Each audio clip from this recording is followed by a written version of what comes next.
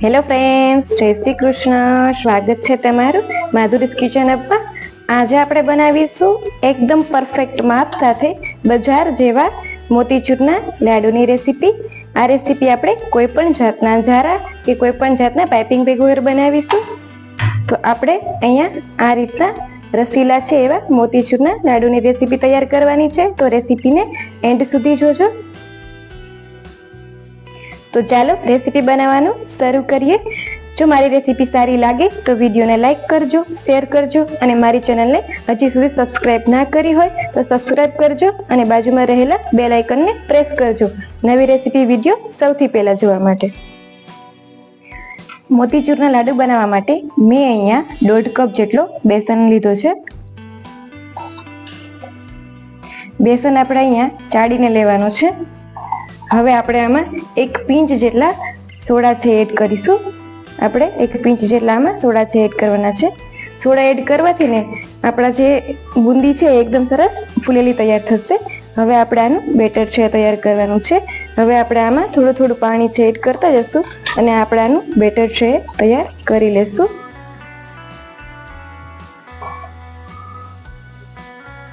આપણે આમાં થોડું થોડું પાણી છે એડ કરતા જવાનું છે અને આપણે આનું ફ્લોઈંગ કન્સિસ્ટન્સી વાળું બેટર છે એ તૈયાર કરવાનું છે.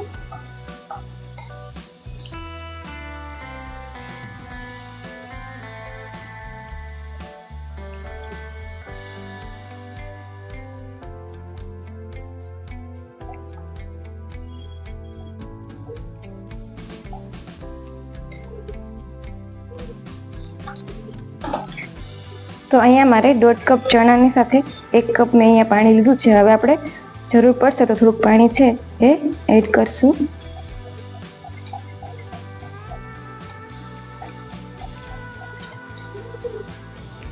બેટર છે આપણું અહીંયા સરસ તૈયાર થઈ ગયું છે. તો આપણે આ રીતની બેટર છે એની જરૂર પડશે. અહીંયા મારે 1.5 કપ ચણાના લોટ સામે 1 કપ પાણીની જરૂર પડી છે. હવે આપણે બેટરને ચમચીની મદદથી પણ ચેક કરી લેશું. તો આપણે આ રીતનું બેટર છે એ તૈયાર કરવાનું છે. આ રીતનું બેટર છે આપણે તૈયાર કરીશું. હવે આપણે અહીંયા તૈયાર કરેલા બેટરમાંથી બુંદી છે એ ફ્રાય કરી લેશું. બુંદી ફ્રાય કરવા માટે મેં અહીંયા તેલ છે એ ગરમ થવા માટે રાખી દીધું હતું.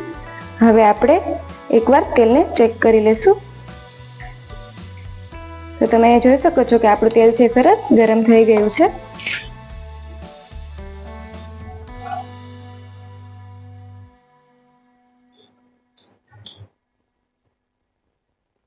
હવે આપણે આ રીતની ખમણીની મદદથી બુંદી છે તૈયાર કરી લેશું. જો તમારી પાસે કોઈ પણ જારો કે ના હોય અને પાઇપિંગ બેગ ના હોય તો તમે આ રીતની ખમણીની મદદથી બુંદી છે એ તૈયાર કરી શકો છો.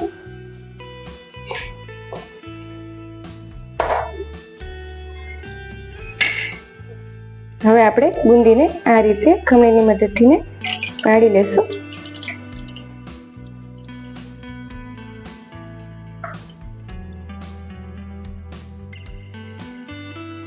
આપણે આ ખમણીને થોડી થોડી આ રીતે હલાવતા જશું.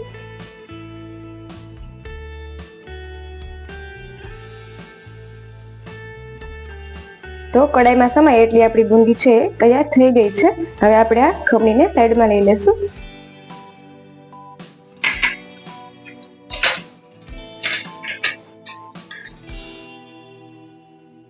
આ બુંદીને ફ્રાય થતા વાર નથી લાગતી.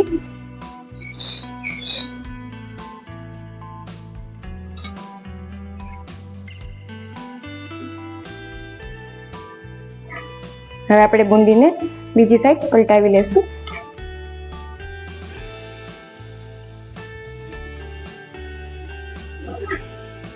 હવે આપણી બુંદી છે અહીંયા સરસ ફ્રાય થઈ ગઈ છે. હવે આપણે તેને એક પ્લેટમાં કાઢી લેશું.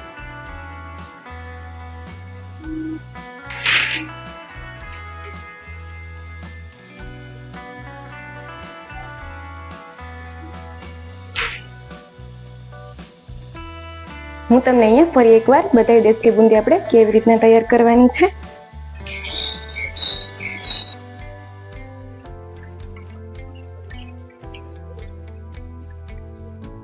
આવી રીતના આપણે ખમણીને થોડી થોડી ટેપ કરતા જશું.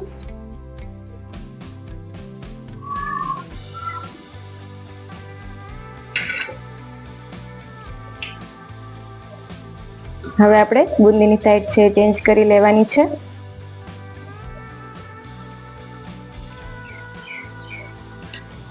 તો આવી જ રીતે આપણે બધી જ બુંદી છે તૈયાર કરી લેશું.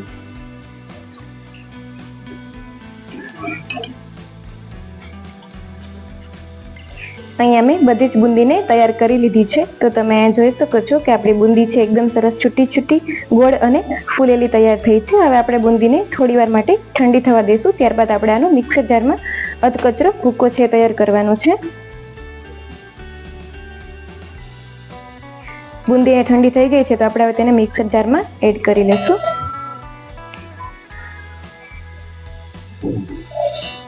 આપણે અહીંયા બુંદીનો છે એકદમ ઝીણો છે ભૂકો નથી કરવાનો, નહીંતર આપણે લાડુ છે એ સારા નહીં બને. તો બુંદીને મેં અહીંયા મિક્સર જારમાં એડ કરી દીધી છે. હવે આપણે મિક્સર જારનું ઢાંકણ બંધ કરી અને આપણે આનો જે અધકચરો ભૂકો છે એ તૈયાર કરી લઈશું. હવે આપણે અહીંયા મિક્સર જારનું ઢાંકણ ખોલી અને એકવાર ભૂકાને ચેક કરી લેશું. તો તમે જોઈ શકો છો કે આપણો ભૂકો છે એકદમ સરસ તૈયાર થયો છે. આપણે આ રીતનો છૂટો છૂટો અને નાની નાની બુંદી રહે એ રીતનો ભૂકો છે એ તૈયાર કરવાનો છે. અહીંયા મેં બધો જ ભૂકો છે તૈયાર કરી લીધો છે. આપણે આ રીતના છૂટો છૂટો ભૂકો છે તૈયાર કરવાનો છે. હવે આપણે અહીંયા એક પેનમાં 1 કપ જેટલી ખાંડ છે એડ કરીશું. આપણે અહીંયા 1.5 કપ ચણાના લોટની સામે 1 કપ જેટલી ખાંડ છે એ લેવાની છે. હવે આપણે તેમાં થોડું પાણી છે એડ કરીશું. અહીંયા આપણે ખાંડ ડૂબે એટલું જ પાણી છે એડ કરવાનું છે. હવે આપણે અહીંયા આને થોડી વાર માટે ખાંડ ઓગળે ત્યાં સુધી હલાવવાની છે. આપણે અહીંયા કોઈ પણ જાતની ચાસણી નથી બનાવવાની કે કોઈ પણ જાતના તાર છે નથી બનાવવાના. આપણે અહીંયા જસ્ટ ખાંડને ઓગળવા દેવાની છે. હવે આપણે આ ખાંડને ઓગાળી લઈશું.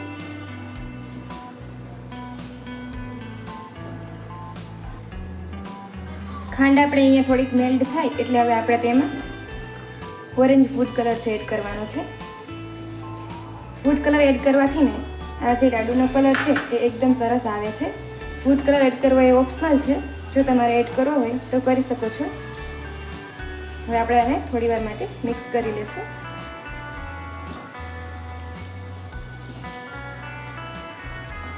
ખાંડ છે આપણે અહીંયા સરસ મેલ્ટ થઈ ગઈ છે. તો હવે આપણે જે બુંદીનો ભૂકો તૈયાર કર્યો હતો એ હવે આપણે આમાં એડ કરવાનો છે.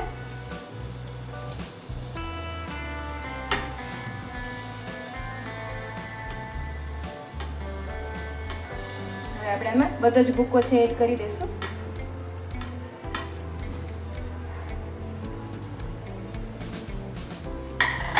હવે આને આપણે બરાબર મિક્સ કરી લઈશું.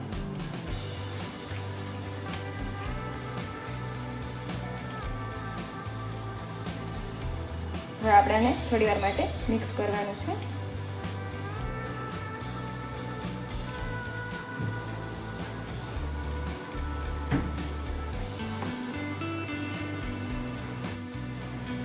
લાડુ બનાવવા માટે આપણું મિશ્રણ છે અહીંયા એકદમ સરસ પરફેક્ટ તૈયાર થઈ ગયું છે.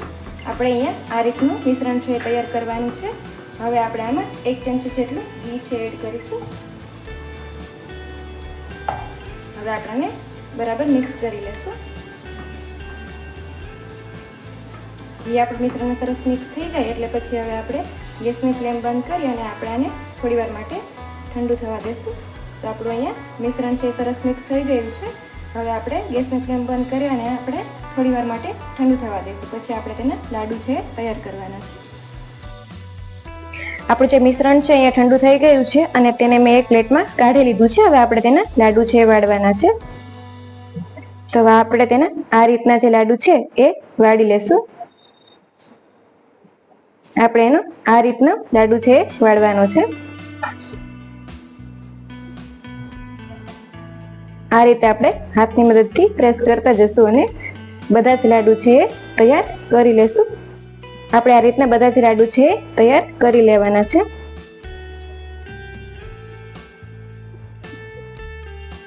અહીંયા મેં બધા જ લાડુને સર્વિંગ પ્લેટમાં લઈ લીધા છે. તો એકવાર આ રેસીપી જરૂરથી ટ્રાય કરજો. Thank you for watching.